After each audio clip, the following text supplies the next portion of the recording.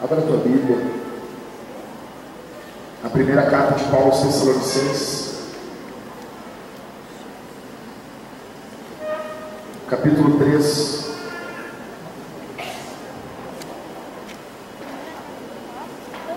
Aleluia. Primeira carta de Paulo aos Tessalonicenses, capítulo 3 e o versículo 13, que é o tema da campanha de vocês, do retiro de jovens de vocês. Capítulo 3 de primeira carta de Paulo aos Tessalonicenses.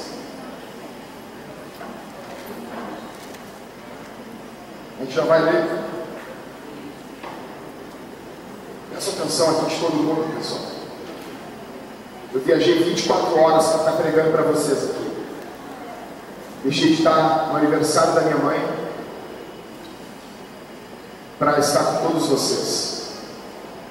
Quando eu vejo um monte de jovem reunido, meu coração pulsa, porque aqui está o presente e o futuro da nação e da igreja. Só que uma coisa que me chama a atenção é que nós não vamos mudar a nação e o estado da nossa igreja do jeito que estamos. Todos que estão aqui, quero dizer uma coisa para vocês. A Bíblia vai dizer em Daniel que Daniel assentou no seu coração não se contaminar com os manjares do rei. Daniel foi levado cativo para a Babilônia. Se você estudar um pouquinho o que era a Babilônia, a melhor forma de nós compararmos os dias de hoje seria com Las Vegas. Seria um local onde a prostituição está ao acesso muito fácil, onde as drogas estão em um acesso muito fácil. Babilônia era a maior metrópole, o maior país. Na verdade não existia um país na época, mas trazendo para nós aqui, para nós entendermos, seria a maior nação do mundo antigo. E o engraçado é que Daniel não tinha nenhum pastor lá, não tinha nenhum sacerdote, não tinha nem o pai nem a mãe pedindo para ele orar. A Bíblia diz que ele acertou o seu coração, não se contaminaram com os manjares do rei.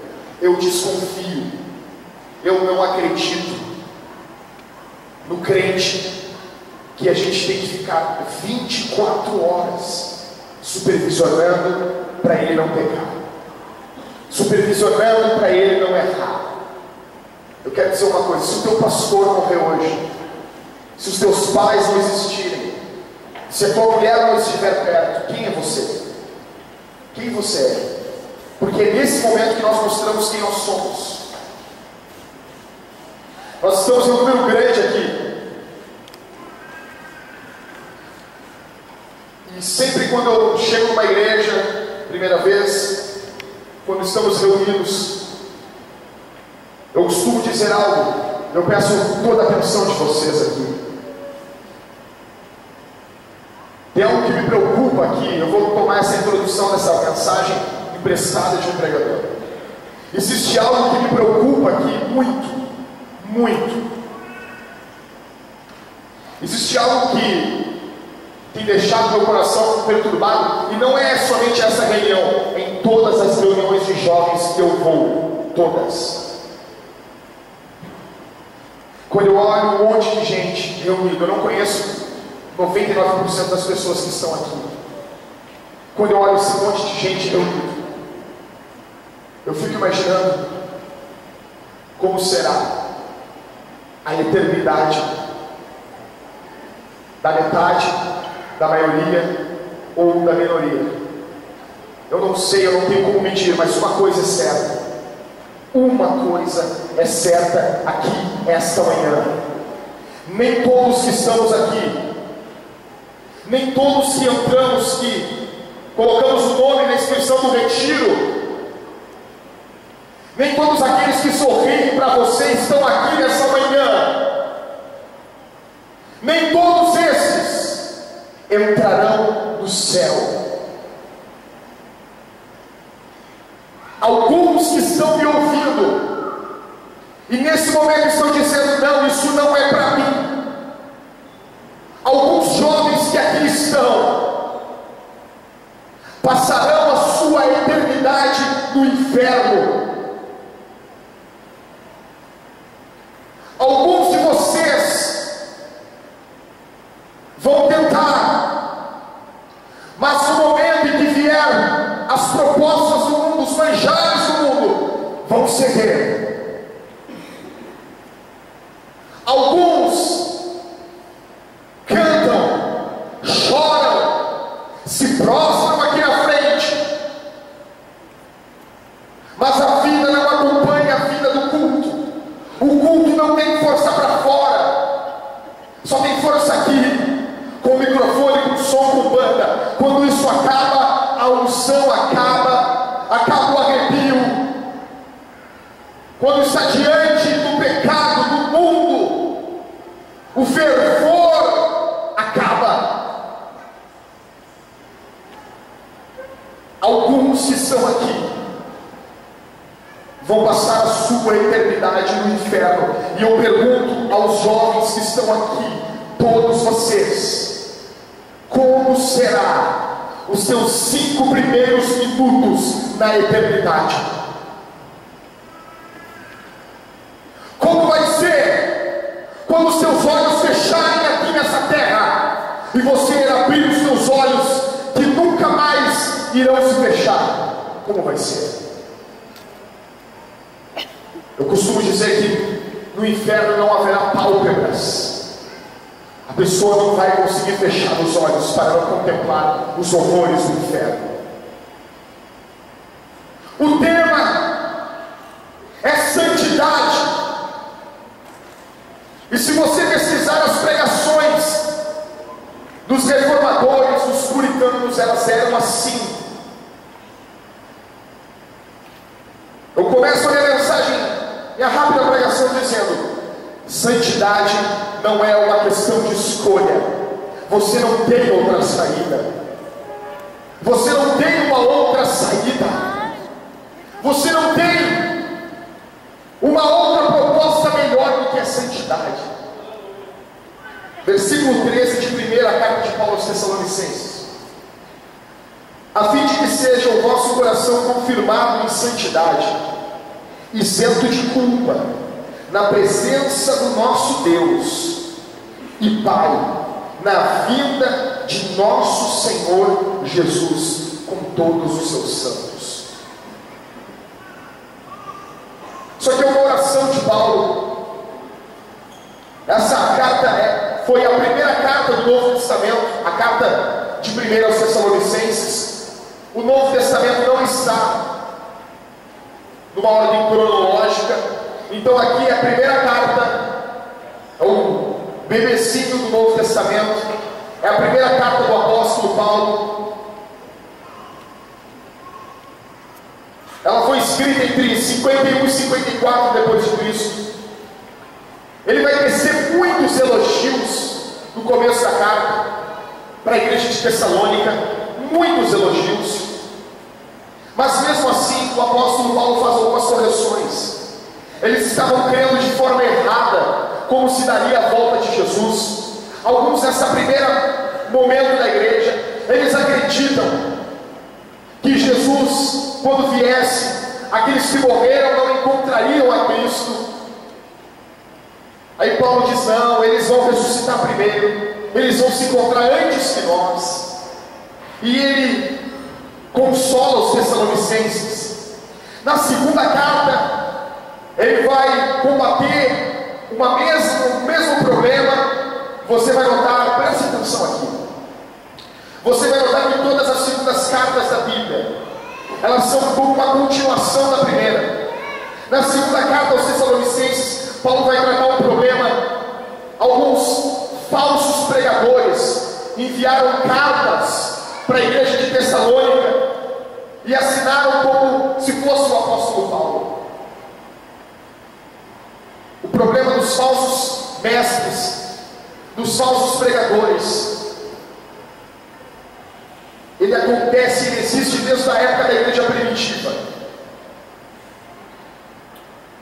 O apóstolo Paulo vai tratar muitas coisas nessa carta, vai tratar sobre a vida de Timóteo, que trouxe muitas notícias boas para eles.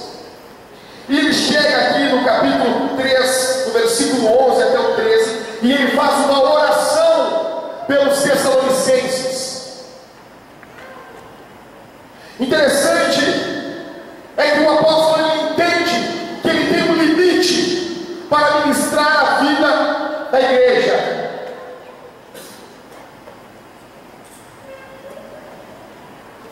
Eu tenho um limite, o pastor tem um limite. Chega um momento que nós precisamos orar, interceder pela igreja. E no meio dessa oração, que é o tema de vocês, no finalzinho ele diz: a fim de que seja o vosso coração confirmado em santidade, isento de culpa, na presença do nosso Deus e Pai, na vinda de nosso Senhor com todos os seus santos. O apóstolo nessa oração ele vai nos mostrar que a santidade aqui, ela é uma consequência do amor. Volte comigo no versículo 11, no versículo 12. E o Senhor vos faça crescer e aumentar no que? No amor, uns para com os outros e para com todos, como também nós para convosco, a fim de que seja o vosso coração confirmado em santidade.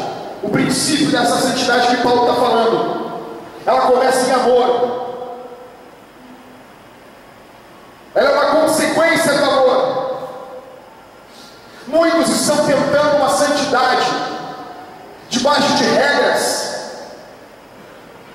debaixo de privações, ascetismos, legalismo, e tentando não tocar, não olhar, tentando nas privações alcançar a santidade. Interessante que o apóstolo Paulo fala que o começo dessa santidade é o amor. Ela começa no amor, ela começa no amor, no sentimento mais puro que Deus teve pelo homem. Eu quero desafiar você aqui nessa manhã a não ser santo por causa das repreensões, a não ser santo por causa do medo da eternidade, ainda que isso seja uma realidade, e nós devamos pensar nessas coisas. Mas a santidade aqui, ela tem início no amor, em um constrangimento relacional com Deus. Segundo, a santidade, ela vai passar pelo coração. O apóstolo vai dizer: a fim de que seja o vosso coração confirmado em santidade. Pessoal, coração é a raiz, é a fonte das saídas da nossa vida.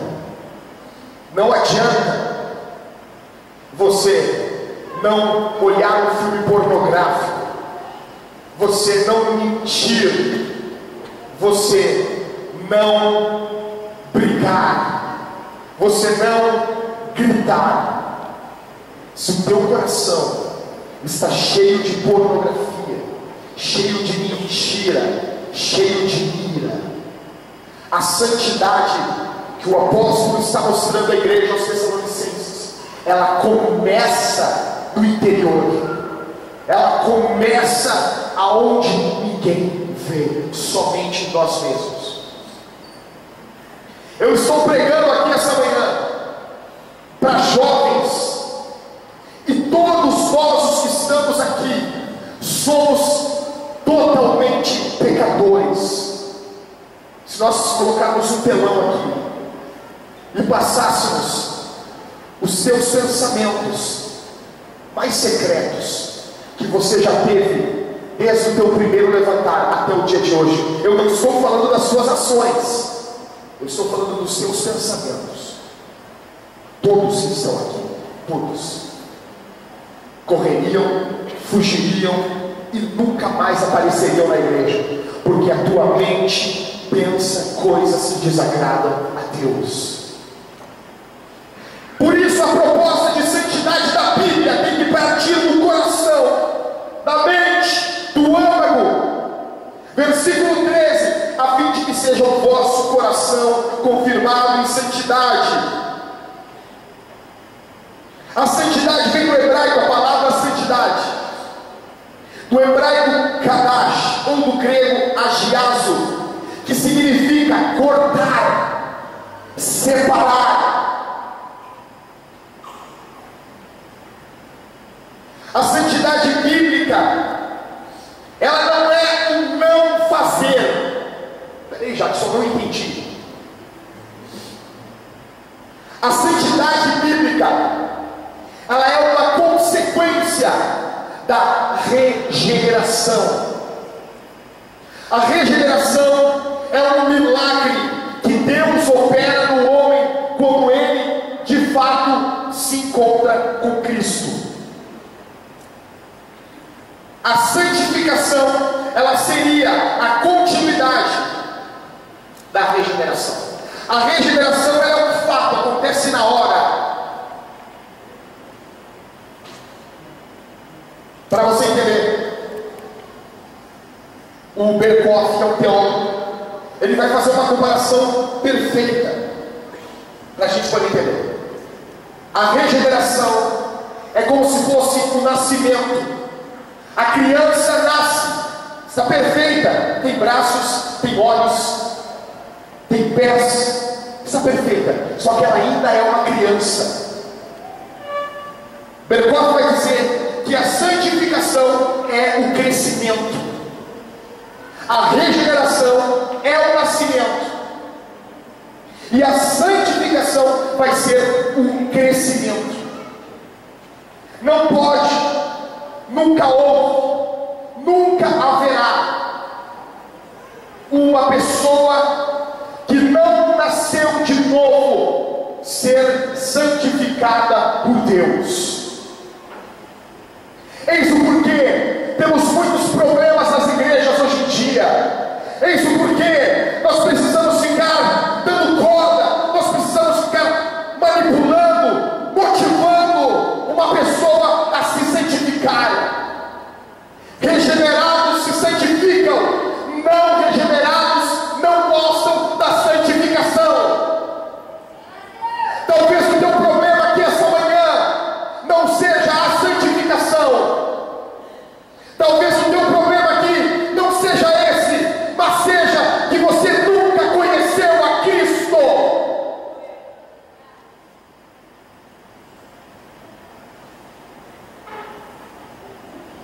Não tem como gerar uma emoção aqui dentro de uma forma artificial. Não tem como. Eu estou pregando para jovens aqui que talvez são fracos, mas estão se esforçando. Quando pegam, as lágrimas molham no seu rosto e eles querem agradar a Deus. Eu não estou falando que você vai ser perfeito, não. Mas a regeneração é um fato. A pessoa passa a amar o que Deus ama, passa a odiar o que Deus odeia. Ei, Jackson, como assim odiar? Deus não odeia, Deus odeia. Deus odeia.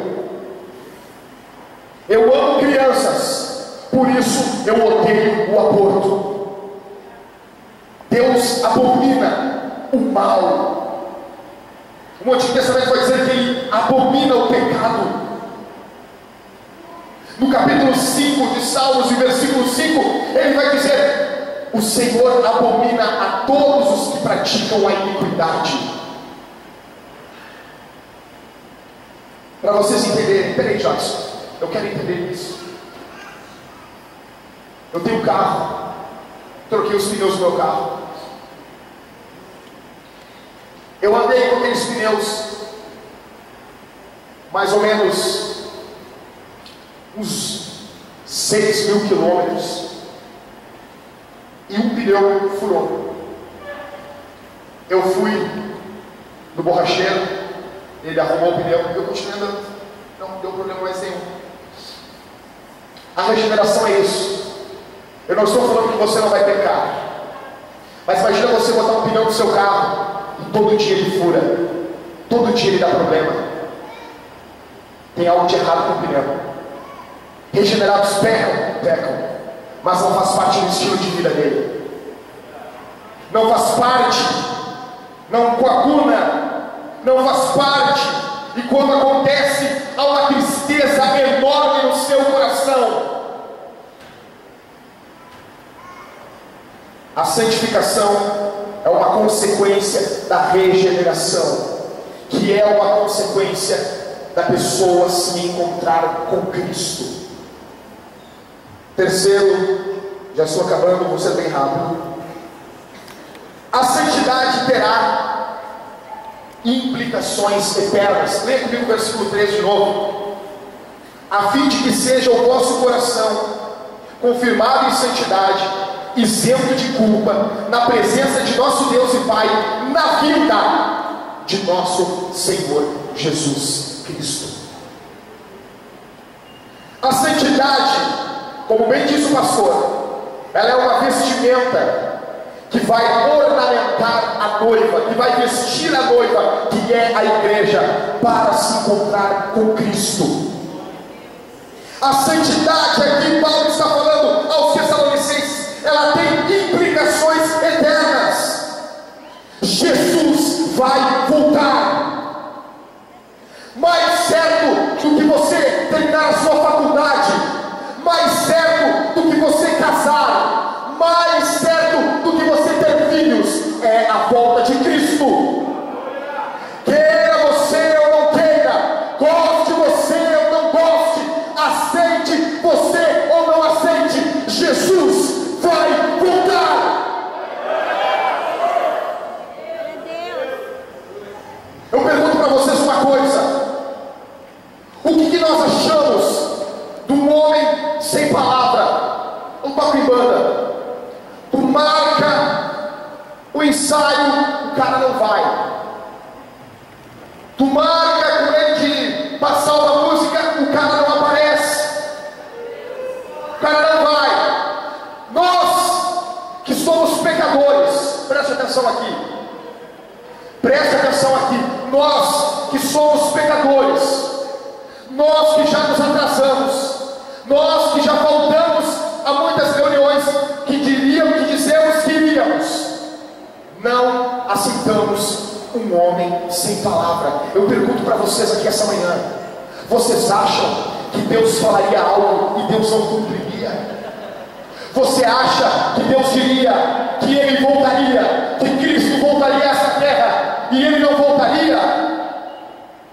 Jesus vai voltar. Jesus vai voltar. Talvez você não esteja vivo, eu não esteja vivo para a volta de Cristo.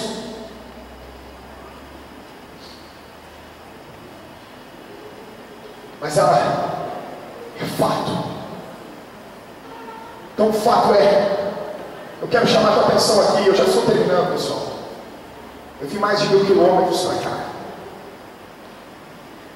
Imagine agora, todos vocês comigo, sobre a cabeça de cada um cronômetro em ordem decrescente. Eu não vou somente falar isso para vocês, eu vou falar isso para mim. Os meus dias estão contados sobre essa terra. Salmo 139 vai dizer isso. Eu estou condenado à morte. Todos vocês que estão aqui estão condenados à morte. Vocês são novos. Talvez pense assim: não, mas eu tenho muito pela frente.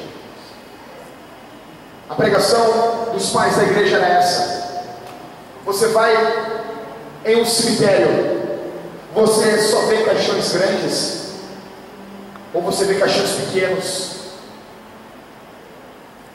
adolescentes morrem, jovens morrem, crianças morrem. O dia de se encontrar com Cristo, o dia de acertar a sua vida com o Criador, não é à tarde, é agora. A Bíblia vai dizer em Hebreus: se hoje ouvirdes a voz do Senhor, não endureçai os vossos corações. Não deixem que os vossos corações fiquem duros.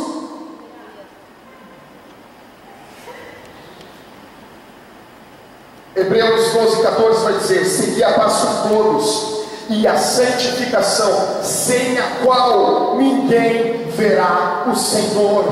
Ninguém, não vai haver uma abertura. Não, mas eu era filho do pastor. Não, mas eu conhecia o cantor da igreja. Não, mas meu avô foi pregador. Não.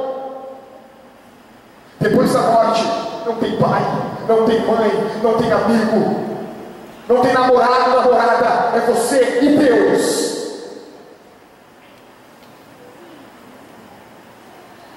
Existem dois tipos de santificação: a santificação negativa e a positiva.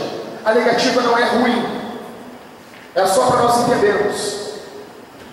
A santificação negativa é quando nós negamos o mundo, e a santificação positiva é quando nós dizemos sim para Deus. A negativa é dizer não para o mundo, e a positiva é dizer sim para Deus. Na carta de Paulo aos Romanos, no capítulo 6, ele vai tratar disso, e ele vai fazer assim, olha, vai falar assim: vocês estão mortos para o mundo. Santificação negativa, mortos para o mundo, e vocês ressuscitaram com Cristo. Santificação positiva, dizendo sim para as coisas de Deus. Ei, eu estou pregando aqui talvez para jovens que são lotados na sua vida de santificação negativa, dizem não para tudo que é errado, dizem não para tudo que é pecado. Ok, campeão, ok, tá bom, mas cadê o lado da santificação positiva? Não diz sim para nada das coisas de Deus. Você não vai aguentar muito tempo, você não vai conseguir muito tempo, a corda vai estourar, você não vai ter forças. Ou talvez eu estou pregando para outros jovens aqui, que a vida está lotada de santificação positiva. Ora, jejua, lê Bíblia, canta, está à disposição da igreja, mas não diz não para o mundo, não tem santificação negativa na vida. Uma hora vai dar problema, uma hora vai dar conflito, e você não vai conseguir. Essa santificação que Paulo apresenta, ela é simultânea, ela acontece ao mesmo tempo. Ao mesmo tempo que eu digo não para o mundo, eu digo sim para Deus. Quais são os meios que Deus usa para a nossa santificação? Primeira saída para você aqui essa manhã. Existe uma condenação te esperando e inesperando, mas existe também uma saída. Nem tudo está acabado. Primeiro meio, sangue de Cristo, o sangue de Jesus. Todos os estudiosos da Bíblia, eles vão concordar nisso. O sangue de Cristo, ele é para a santificação do crente, para a santificação eterna, absoluta, posicional e instantânea. Dessa forma que o ladrão da cruz foi para o céu. Ele não teve tempo de ler Bíblia, ele não teve tempo de jejuar, ele não teve tempo de orar, mas ele se encontrou com Cristo, e o sangue de Jesus salvou aquele homem. O sangue de Jesus, ele é para a nossa santificação. 1 João 1,7 vai dizer: mas se andarmos na luz como ele na luz está, temos comunhão uns com os outros, e o sangue de Jesus, seu Filho, nos purifica de todo o pecado. Bendito seja o nome do Senhor. O sangue de Jesus é um meio para a santificação do homem. É a tua única saída aqui essa manhã. Segundo meio que Deus usa para a nossa santificação, o Espírito Santo. O Espírito Santo aponta para Cristo. Ele, escute isso, meu irmão. Tem gente que não está entendendo isso na nossa época. Espírito Santo, Espírito Santo, Espírito Santo. Então, bom dia para o Espírito Santo, beleza, vai lá. Só que o Espírito Santo na Bíblia, ele aponta para Cristo, para o exemplo de vida de Cristo. O Espírito Santo é o meio que Deus usa para a nossa santificação. Eu quero a tua atenção aqui. Eu estou falando, isso aqui é pérola. Eu sei que eu já estou falando um tempão. Esforça mais um pouquinho. Pega um pensamento e leva cativo até Cristo. Presta atenção. Eu não quero pular aqui para ser rápido. Eu já estou terminando. A Bíblia vai dizer em Atos capítulo 10: tinha um homem chamado Cornélio. Ele era um cara que jejuava, dava esmolas, e Deus se apresenta para Pedro. Para Pedro e até Cornélio entregar para ele. Pedro tem uma visão de animais imundos. Os judeus não comiam animais imundos como porco, como morcego. Esses animais eram considerados como imundos. Acontece que Deus diz assim para ele: ei Pedro, ô Pedrão, mata e come. Pedro diz: não, Senhor, eu não vou fazer isso, eu vou comer isso aí. Aí Deus diz para ele: não considere imundo aquilo que eu purifiquei. Ele vai até Cornélio depois, prega para Cornélio. Cornélio se converte, e Lucas, que escreveu Atos, vai dizer que desceu o Espírito Santo sobre Cornélio. Ei, peraí, Pedro não aceitava pregar para os gentios, aqueles que não são judeus. Só que essa visão, na verdade, Cornélio salvou Pedro. Pedro estava com a mente fixa em que Deus só podia salvar os judeus. Só que nesse momento, quando ele vê o Espírito Santo sendo derramado sobre os gentios, ele entende que o Espírito Santo é o que santifica o homem. Paulo, de uma forma que ecoa essa passagem, ele vai dizer em Romanos 15:16, Paulo falando sobre ele, para ser ministro de Jesus Cristo entre os gentios, ministrando o Evangelho de Deus, para que sejam aceitáveis como oferta santificada pelo Espírito Santo. Preste atenção aqui. O Espírito Santo é o segundo meio que Deus usa para santificar o homem. Último meio que Deus usa para santificar o homem: palavra de Deus, Bíblia. Jovem, a forma que você trata a Bíblia é a forma que você trata Deus. Você nunca será santo se você não meditar nas Escrituras Sagradas. Eu não quero que você levante a mão, mas pense: quantas vezes você já leu a Bíblia? Quantas vezes? Você espera realmente ir para o céu, gozar a eternidade com Cristo, passar a eternidade com os santos? Você acha realmente que um jovem, um crente, que não lê sua Bíblia diariamente, vai estar no mesmo céu que Estevão, que foi um jovem? O primeiro mártir da igreja não foi o velho, não foi o pastor. O primeiro mártir, a primeira pessoa a morrer na igreja primitiva foi o jovem. Você acha realmente que nós vamos estar no mesmo céu que João Batista, que deu a sua cabeça levando uma vida espiritual medíocre? Não vamos nos enganar aqui essa noite, essa manhã. Não vamos nos enganar aqui. A quem nós estamos enganando? Jesus orou em João 17:17: santifica-os na verdade, a tua palavra é a verdade. Não existe santificação. Santificação não é um arrepio que você sente, uma lágrima que cai no seu rosto e basta um retiro, e a tua vida continua a mesma coisa.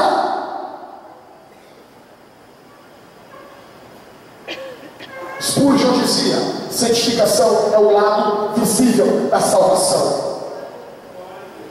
Santificação é o lado visível da salvação. Eu não estou querendo ser duro com vocês, eu não estou querendo chocar vocês. O Evangelho vai tratar disso. Na consagração dos sacerdotes no Antigo Testamento, eles tomavam um banho completo.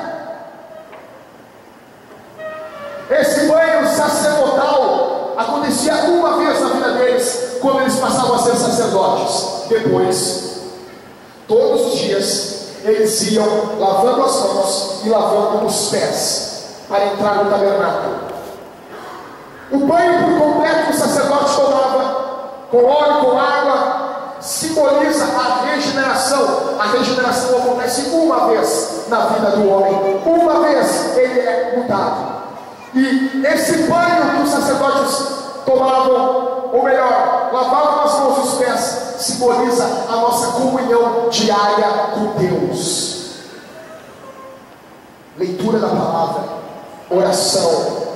Ah, mas eu oro caminhando. Beleza, ore em todo o tempo, mas Jesus disse: entra no teu quarto, fecha a porta e fala com teu Pai em secreto. Não existe oração em todo o tempo se não há oração em secreto.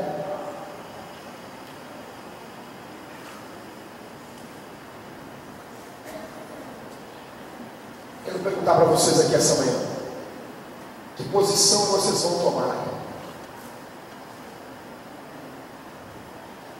Que posição vocês vão tomar, pessoal? Quando José estava no Egito, e a mulher de Potifar chegou para ele e disse: te deita comigo, te deita comigo. Potifar estava longe, a mulher era bonita, a cama era aconchegante, ele era chefe do Egito, tinha a seda do Egito naquela cama, estava tudo propício. José estava de frente para ou ser um malandrinho, um espertalhão, dorme com a mulher do chefe, malandrão, acha que ninguém está vendo, ou se tornar um homem que alimentou o mundo. Quem você quer ser aqui? Que posição você vai tomar aqui? Quero dizer para vocês, eu tenho 30 anos, há 15 eu sirvo a Cristo. Eu me lembro em 98, com 15 anos, quando eu entrei dentro de uma sala onde se davam aulas de discipulado. Eu me lembro quando eu encontrei a Cristo. A minha vida foi transformada do dia para a noite. Eu me lembro, eu não venho de uma família de crente, pessoal. Minha mãe complicava um monte. Hoje ela serve a Deus. Depois de 11 anos eu ganhei minha mãe para Cristo. Minha mãe separada do meu pai, eu com um monte de trauma, de tristeza, angústia, um mau relacionamento com o meu padrasto. Eu me lembro que eu entrei dentro daquela sala de discipulado, e na oração eu tive uma convicção de pecado enorme, entreguei minha vida a Cristo. Eu saí dali, eu era outro. Eu só queria orar, eu só queria ler Bíblia, eu só queria pregar. Me lembro da minha primeira pregação. Eu viajava com o meu pai na fé, eu ia com ele, eu ficava vendo ele pregar. Eu ficava pensando assim: Deus, faz de mim um pregador da tua palavra, faz de mim alguém que influencie vidas a te servir. Olha, eu tenho ido em alguns lugares, mas eu tenho feito muito pouco pelo Evangelho. Quando eu me lembro de homens como David Livingstone, que invadiu a África pregando, deu toda a sua vida por amor da causa do Evangelho, pregando o Evangelho, perdeu mulher, perdeu filhos na África, e quando ele morreu na África, levaram o corpo para a Inglaterra, que estão fazendo um cortejo, um bêbado pessoal, no meio do cortejo começou a chorar, perguntaram para ele: por que tu está chorando? E ele disse: eu fiz a escola bíblica com o David Livingstone, eu ouvi as mesmas pregações que ele, eu ouvi as mesmas palestras, ele era jovem comigo, só que eu me entreguei ao pecado, à bebida, à prostituição. Ele serviu a Cristo, ele tem um enterro digno de um homem de Deus. Irmãos, toda a Inglaterra parou para homenagear aquele herói da fé, aquele campeão de Deus. E aquele bêbado disse: agora eu estou no fim da minha vida, o que resta para mim? O enterro de um bêbado. Não deixa para amanhã, jovem. Se tiver que acabar o relacionamento hoje, acaba. Estou pregando para vocês. Não pensa que eu não passei por isso. Toda a minha juventude foi dentro da igreja. Eu tinha uma namorada, namorei com ela 5 anos, mas eu sabia que aquele relacionamento não agradava a Deus. E no dia que ele acabou, eu estava descendo uma rua de madrugada, vindo da casa do meu líder de jovens. Por isso eu respeito o sentimento dos jovens. Hoje pode parecer bobagem, só que eu me lembro que eu sofri muito naquela época, e eu estava descendo aquela rua, e eu me lembro que eu parei com a minha Bíblia na mão, eu levantei os olhos para cima, eu disse assim: Senhor, eu te amo, mais do que tudo isso, mais do que namorada, mais do que igreja, mais do que pais, mais do que mães. Aqui está minha esposa, eu amo ela. Deus me deu uma esposa fantástica, uma mulher que me ama, eu amo ela. Nós somos cúmplices um do outro. Só que o que bate aqui por Cristo é muito maior. Não tem como vocês entenderem, jovens. Vocês têm uma vida. Vocês têm uma vida. Vocês não vão viver de novo. Homens como David Briner, que foi moço com 23 anos para a missão, pregaram no meio de uma tribo canibal. Ele era noivo da Jerusa Edwards, da filha de Jonathan Edwards. Eu lendo aquela biografia, eu comecei a chorar. Um moço, ele pegou malária, pegou várias doenças no campo missionário e morreu com 29 anos sem casar. Chegou na casa de Jonathan Edwards, olhou no rosto da noiva dele e disse assim: eu estou indo com Cristo. Aquela menina que amava o seu noivo, nunca mais namorou, não casou, e se entristeceu e morreu logo em seguida. Mas 2 vidas que marcaram, influenciaram muitos missionários, motivaram homens, jovens como os morávios. Havia uma ilha próxima onde eles moravam. Então os jovens começaram a orar, e Deus tocou no coração deles, eles irem até essa ilha para pregar o Evangelho. Chegaram para o dono da ilha ali, naquela ilha, era muito comum no antigo, as ilhas serem presídios, e ali era o enorme de um presídio. E eles disseram assim: nós queremos entrar aí para pregar o Evangelho. E o dono da ilha disse: vocês só podem entrar uma vez, e vocês nunca mais vão sair. Era um presídio. Aqueles 2 moços voltaram para casa, disseram, deram adeus com seus pais, porque Deus os estava chamando para pregar o Evangelho para pessoas que jamais ouviriam o Evangelho. E quando o navio está saindo em direção à ilha, eles disseram que o Cordeiro que morreu por nós receba a nossa vida como oferta. Ele é digno de receber todo o louvor, toda a glória, toda a honra. Jovem, quando quando você morrer, como você vai ser lembrado? Como o canalzinho da igreja, que passava o rodo, namorava todas as meninas, nojento, asqueroso.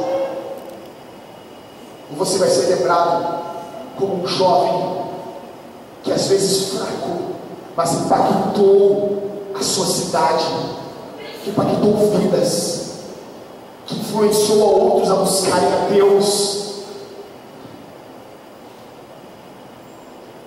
Termino dizendo que a tua vida só tem utilidade para Deus se você for santo. Não há utilidade. Deus não tem utilidade com pessoas impuras, com pessoas que não querem se santificar. Eu não vou fazer um convite. Não quero ninguém aqui de joelhos. Eu sei que tem jovens que já se ajoelharam muitas vezes e a sua vida continuou do mesmo jeito. Aí onde você está, Deus é poderoso para operar aí onde você está.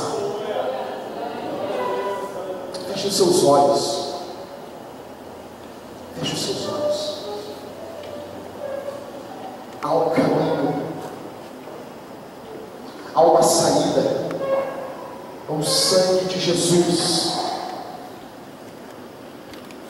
é poderoso para perdoar os teus pecados e te santificar aqui. Não espere uma santidade perfeita,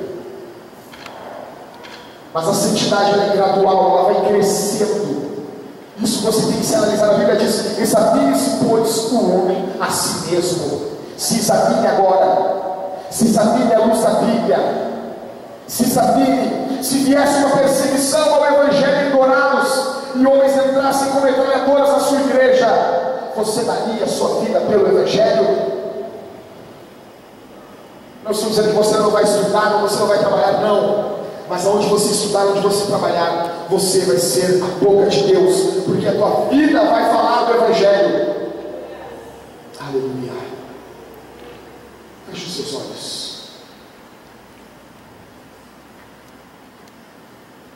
Nós precisamos um momento sem louvor, sem palmas, sem nada. Nós e Deus analisarmos a nossa vida. Aleluia. Eu já vou orar.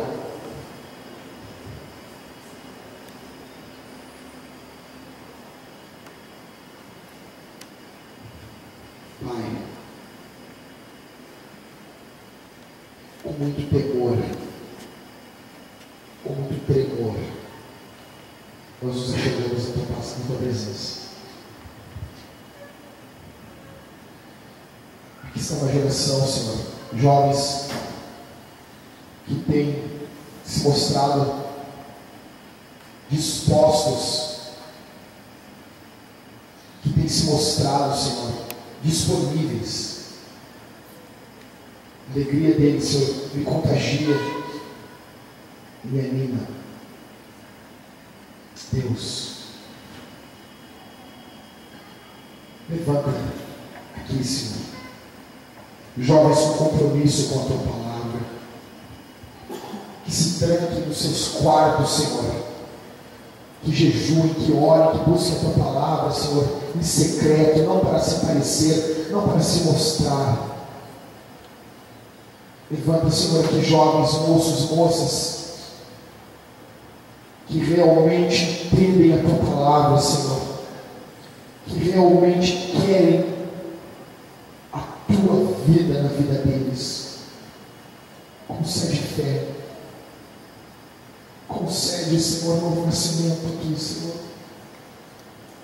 Pecados que têm sido, Senhor, um obstáculo para que alguns jovens te sirvam, concede vitória a eles, vitória sobre o pecado, concede vitória, Pai. Abre, Senhor, os olhos para a tua palavra, te revela, Senhor. Abre os olhos, abre o entendimento, Senhor Jesus. No nome de Jesus, no nome de Jesus. No nome de Jesus, que jovens sejam transformados aqui, Senhor. Eu não tenho como transformar ninguém. O papel é somente comunicar a tua palavra. É o teu Espírito que convence o homem do pecado, da justiça e do juízo. Convence aqui, converte, Senhor, muda, transforma, para a glória do teu nome. Esses jovens, Senhor, eu oro, Senhor, por aquele mais fraco, que nesse momento está sendo sincero na tua presença, que nesse momento está abrindo mão de todo e qualquer predicado próprio para alcançar uma santidade, porque nós sozinhos não conseguimos. Eu oro por esse moço, essa moça, que tem desagradado o teu nome da forma que trata o pai, a mãe, mas que sabe que está errado. Deus, concede transformação aqui, esta manhã, Senhor Jesus. Salva aqueles que não são salvos, Senhor. Ó Deus, ó Pai, salva, Senhor, salva no Geraíra, salva, transforma, Jesus, santifica, que o teu nome seja glorificado nesses jovens aqui, Senhor, que o teu nome seja glorificado nesses jovens. É a minha oração, no nome de Jesus.